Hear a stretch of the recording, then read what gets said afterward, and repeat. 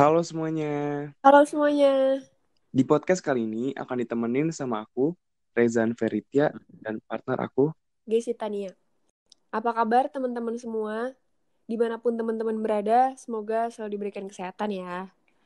Karena walaupun lagi pandemi gini, kita harus tetap semangat untuk melakukan hal-hal yang produktif. Oh iya, podcast kali ini kita mau bahas apa sih, Ja? Mungkin teman-teman penasaran juga ya, kira-kira aku sama Gesi tuh mau ngangkat atau bahas topik apa sih? Nah, guys, di podcast kali ini aku pengen banget nih bahas satu tema atau topik yaitu adalah membangun relasi dengan banyak orang. Sebelumnya, aku pengen tanya nih pendapat kamu, guys. Menurut kamu, relasi itu apa sih, guys? Kalau menurut aku, relasi tuh kayak hubungan antar individu ke individu. Tapi bisa juga sih dari individu ke dalam suatu kelompok. Kalau menurut kamu sendiri, apa aja? Kalau menurut aku sih poinnya sama sih kayak kamu, guys. Kalau menurut aku relasi itu adalah hubungan atau interaksi antara satu pihak ke pihak lain di mana pihak itu tuh bisa individu atau kelompok. Tapi sebelumnya, guys, kayaknya kalau kita ngobrol berdua aja tuh kurang asik nggak sih? Iya tuh. Kayaknya kita harus tanya-tanya langsung nih ke orang yang udah punya banyak pengalaman di bidang relasi. Ya, kebetulan banget aku tuh ngundang salah satu orang yang lumayan expert nih di bidang membangun relasi dengan banyak orang. Ya udah, kita panggilin aja yuk, Mas Abi Kurniawan. Halo Mas Halo Abi. Mas Abi. Halo, halo Mas Halo, Abi. ini aku manggil pendengarnya apa nih? Ada sapaan khususnya nggak?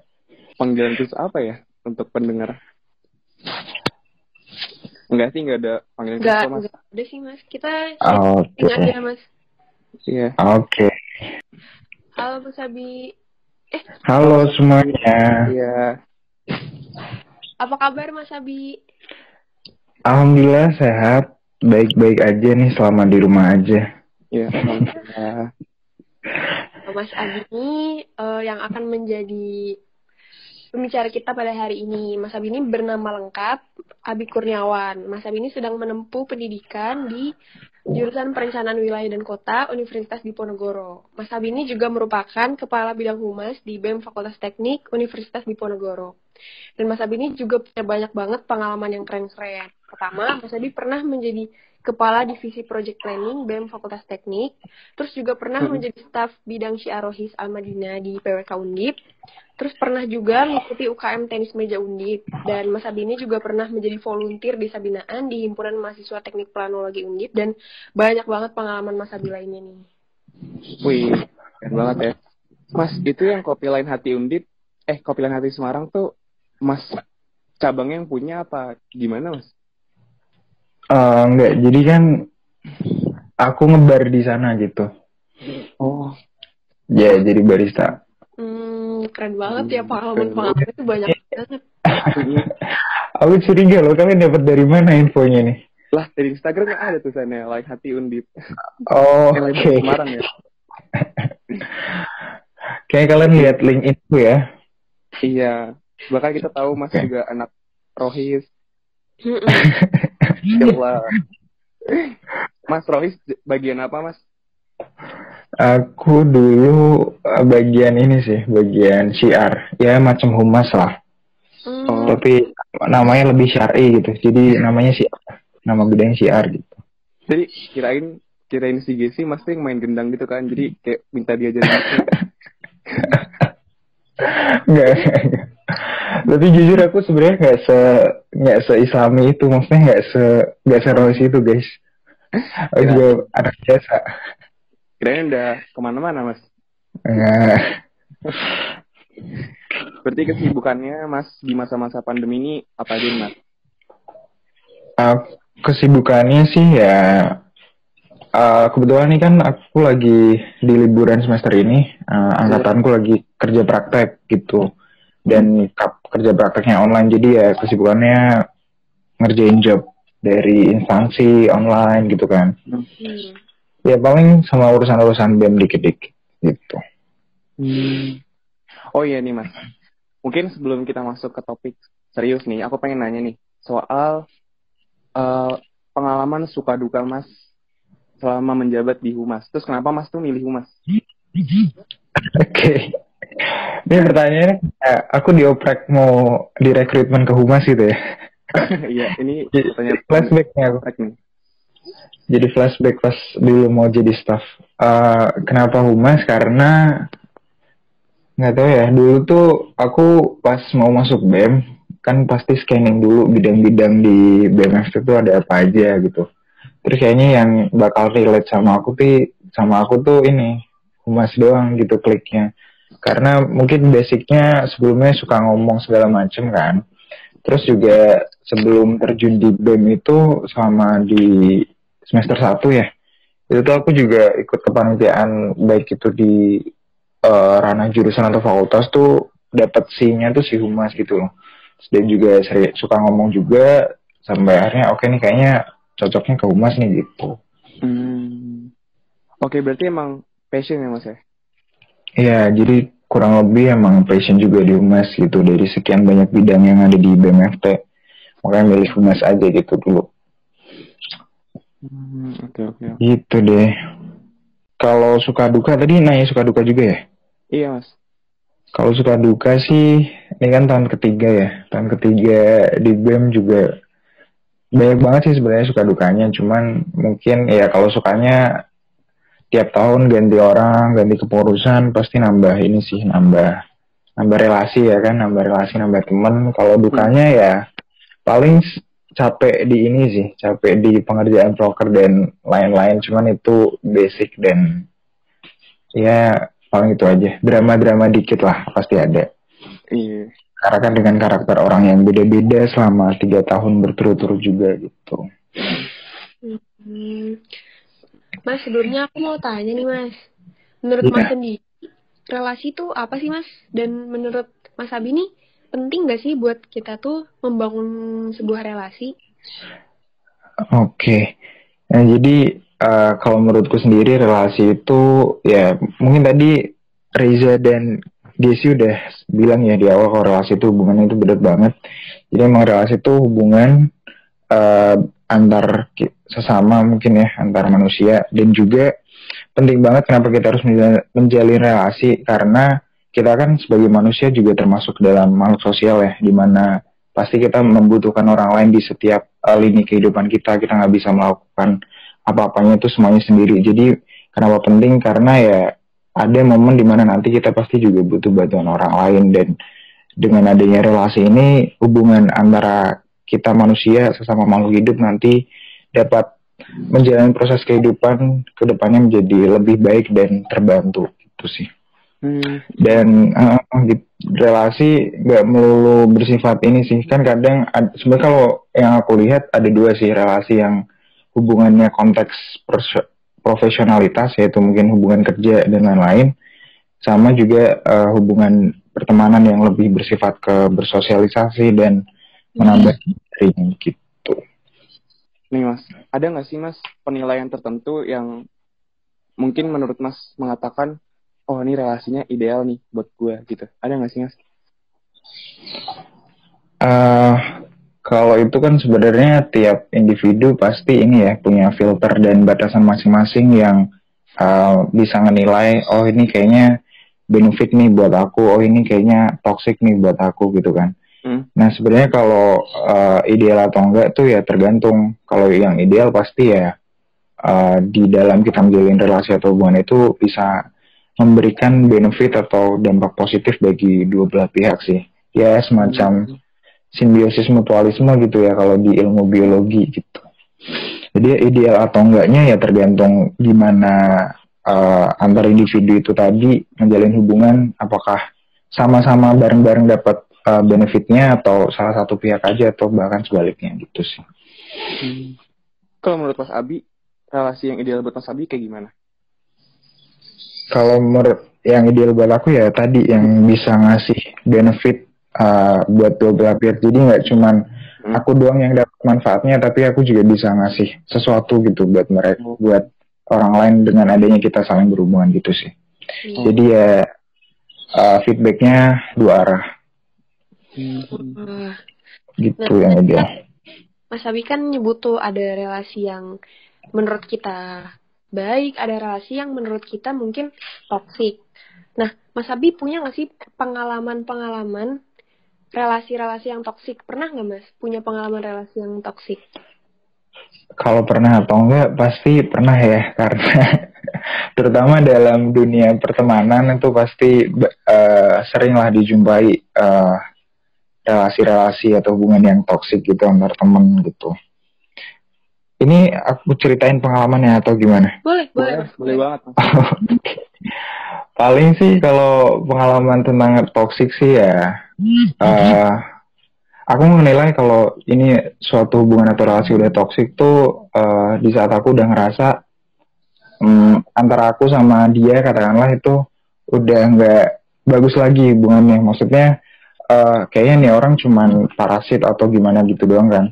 Nah itu di situ aku udah mulai notice, oh nih kayaknya udah nggak beres nih hubungannya.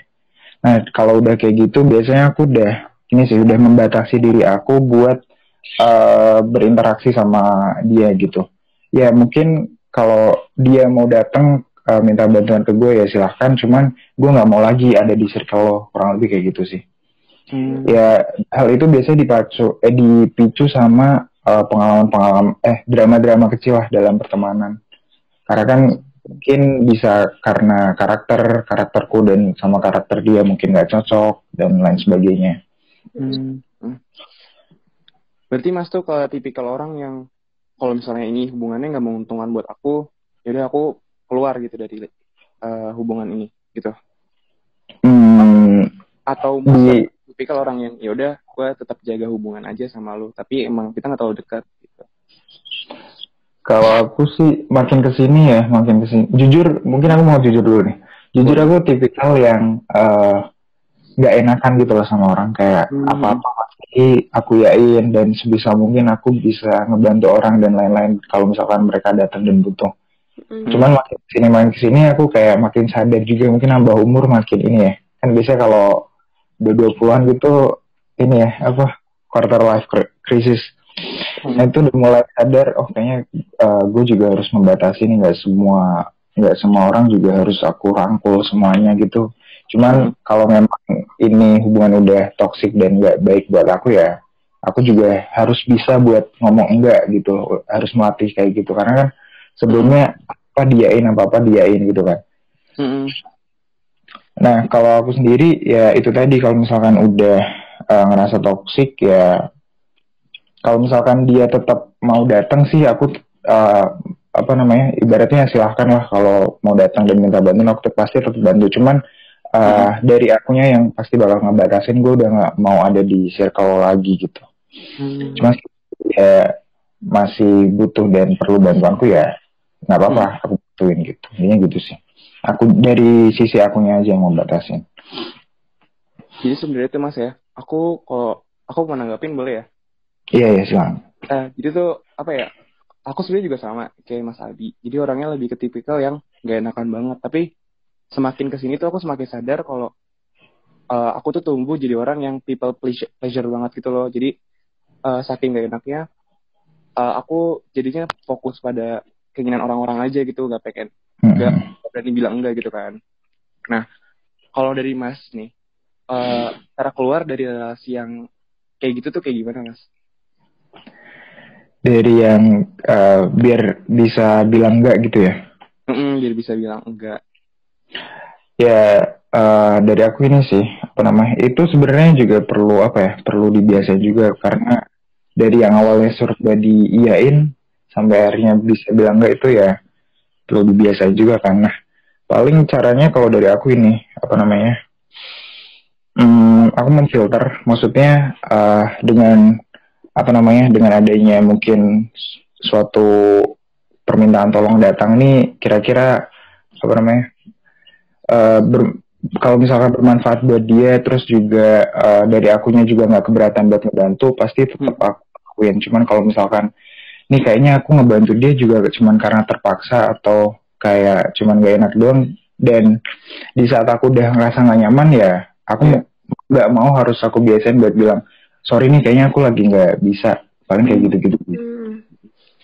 Awalnya emang susah karena aku ya tadi tipikal yang apa-apa ya udah oke deh nanti ya coba aku lakuin yang kayak gitu walaupun sebenarnya aku nggak mau, pasti aku bilang iya tapi agak nanti ya gitu. Cuman makin kesini misalkan aku udah nggak nyaman sama hal tersebut ya sorry aku udah nggak bisa kayak gitu ya, perlu adaptasi dan dilakuin lagi gitu sih. Wah, iya. Oke Mas. Nah Mas Abi tadi kan udah nyebutin nih, Mas Abi itu ketemu banyak banget jenis orang yang punya karakternya berbeda-beda. Nah Mas Abi pernah nggak sih membangun sebuah relasi dengan orang yang karakternya tuh bertolak belakang sama Mas Abi? Pernah nggak Mas? Dan kayak gimana? Kalau pernah atau enggak ya pasti pernah dong, pernah banget.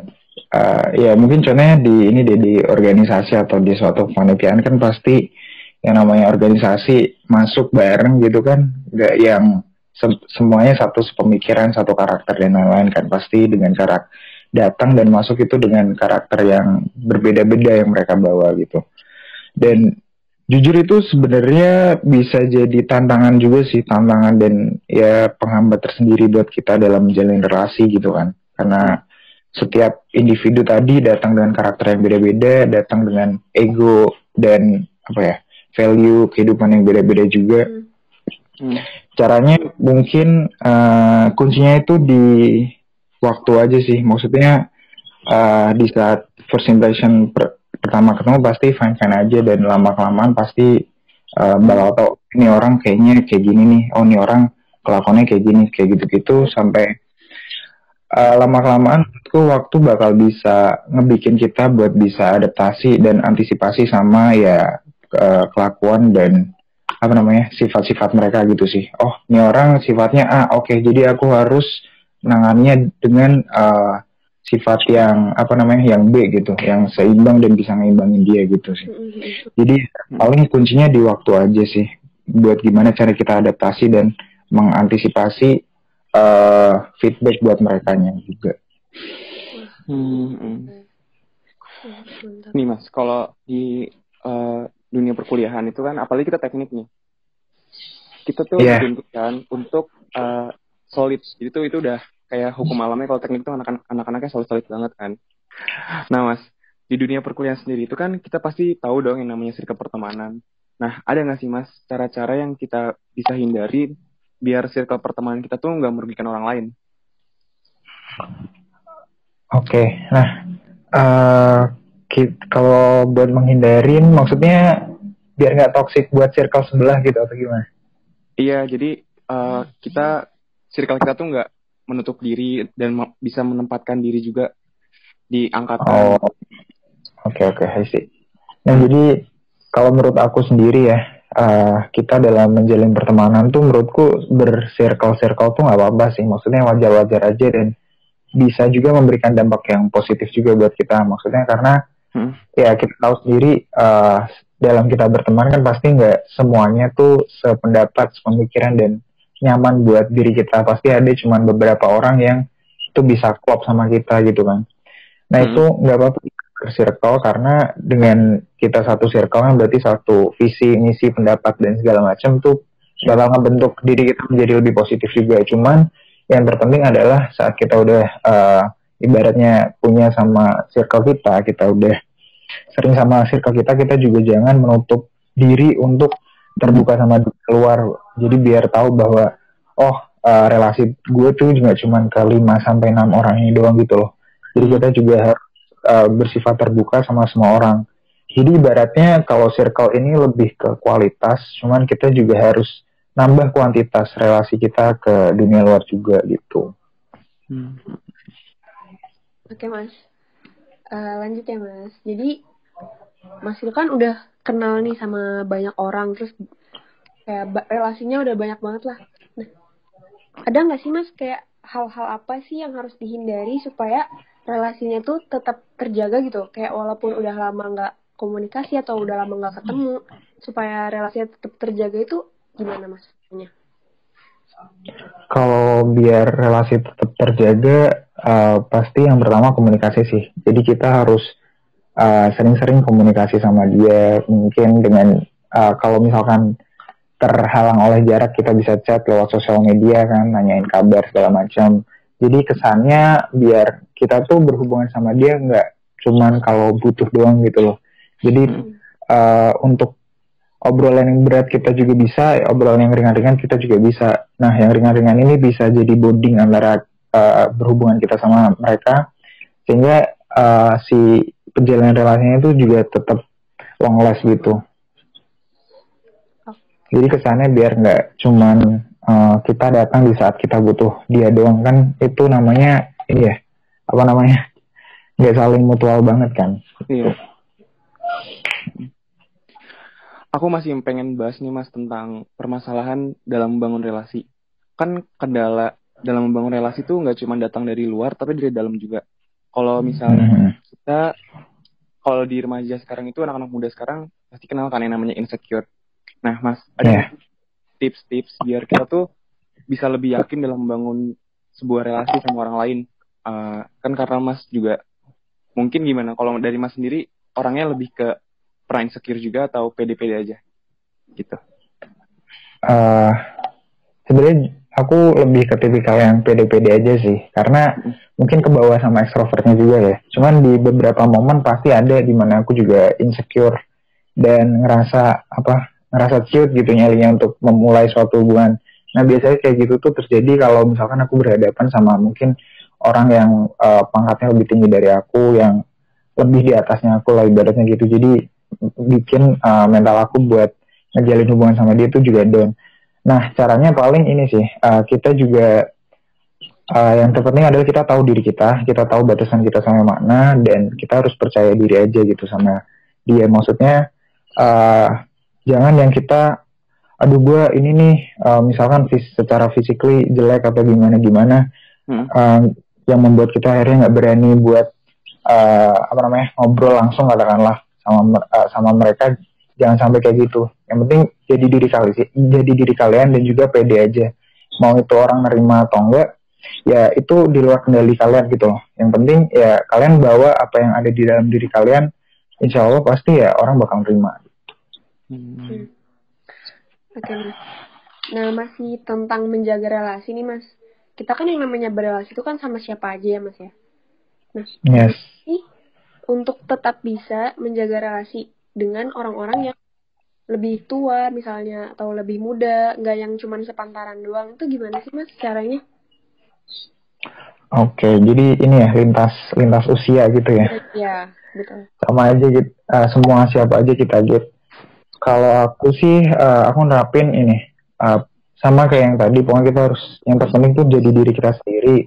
Terus kita juga harus jadi orang yang menyenangkan dan welcome gitu, nggak yang menyekat dan membatasi. Kemudian kita juga harus ramah dan humble gitu. Jadi biar kesannya orang ngeliat kita, oh ini anak welcome nih gitu. Kan biasanya apalagi kalau di dunia perkuliahan ya, kayak kalau kita sama cutting, dan juga kita sama adik tingkat tuh pasti kayak ada gengsi-gengsiannya. Nah itu tuh juga menurutku harus harus diturunin juga egonya. Jadi biar sama semuanya kita juga bisa ngerangkul gitu. Kan katanya, nih gue di depan adik tingkat nih, oke, gue harus bersikap kayak gini gitu. Ya itu mungkin penting di beberapa momen, cuman kalau terlalu berlebihan menurutku juga nggak bagus gitu, karena itu bakal ngebikin adanya gap juga, sehingga hubungan kamu sama mereka juga bakal ada jarak dan nggak bisa sebonding itu. Nah ini pertanyaan yang lumayan ditunggu-tunggu. Ada nggak sih Mas tips dan trik tentang membangun relasi di masa pandemi ini? Oke. Kalau tips and trick, mungkin karena di masa pandemi kayak gini kan kita lebih sering di rumah aja, dan paling bisanya cuma secara virtual ya. Kalau tips and trick sih paling ya tetap keep in touch dan jaga komunikasi sama mereka lewat dunia maya, lewat sosial media. Kalau misalkan bisa chat ya di chat aja, mungkin nanya apa kabar dan segala macam, saya hello gitu kan ya. Kalau aku sih seringnya ini paling kayak misal reply Instagram itu juga bisa tuh, karena kan dengan gitu nanti bisa munculin topik obrolan, sehingga nanti bisa ngobrol lah beberapa bubble, sehingga di situ nanti kesana ya kita tetap komunikasi sama mereka yang nggak cuma pas butuh doang gitu, tapi pas santai juga bisa gitu. Oh ya Mas, aku pengen tahu nih Mas, kan mungkin setiap ketua bidang organisasi itu beda-beda kan cara dia membangun relasi sama masing-masing anggotanya. Nah, aku pengen tahu sendiri itu gimana sih caranya bisa bonding sama masing-masing anggota, apa lebih ke secara personal atau mungkin rame-rame, jadi kayak pendekatannya kayak gimana sih? Iya, kalau buat bonding ke staff-staff aku berarti yang ada di Umas, Iya. Dua-duanya bisa dipakai sih, maksudnya secara personal ya, dan secara kalau misalkan dalam circle grup yang gede itu juga iya.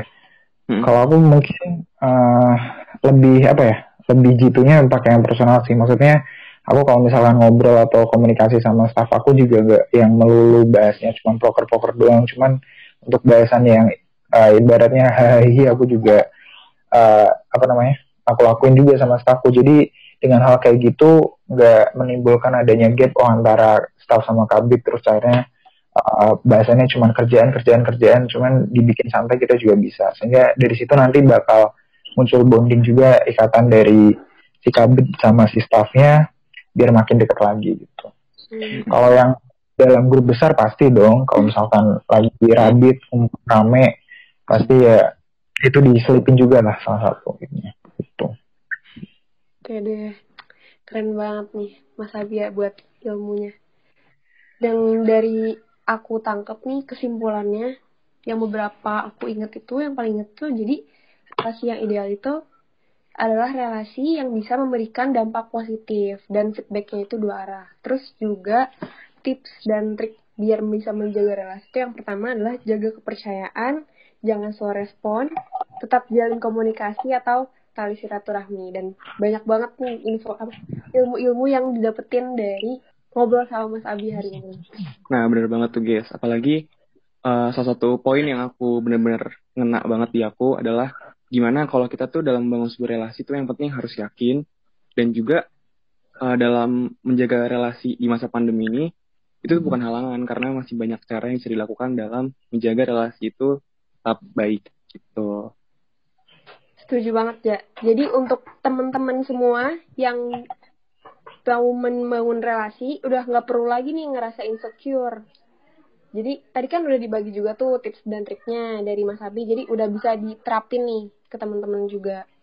Nah, iya benar banget. Oke, terima kasih ya Mas Abi atas waktunya. Terima kasih Mas mau Abi. menyempatkan. Terima kasih kembali, sama-sama. Ya. Mohon maaf juga Mas Abi kalau ada salah-salah kata.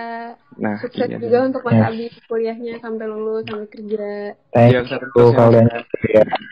Iya. Kalian juga thank you juga kembali. Mas Abi ada closing statement gak nih untuk teman-teman semua? Closing statement, oke. Pokoknya buat teman-teman semua pendengar, jangan takut buat kalian kalau mau memulai sebuah hubungan sama orang lain. Yang terpenting adalah kalian juga tahu diri kalian, kalian pede sama diri kalian, kalian punya jiwa self love sama diri kalian sendiri.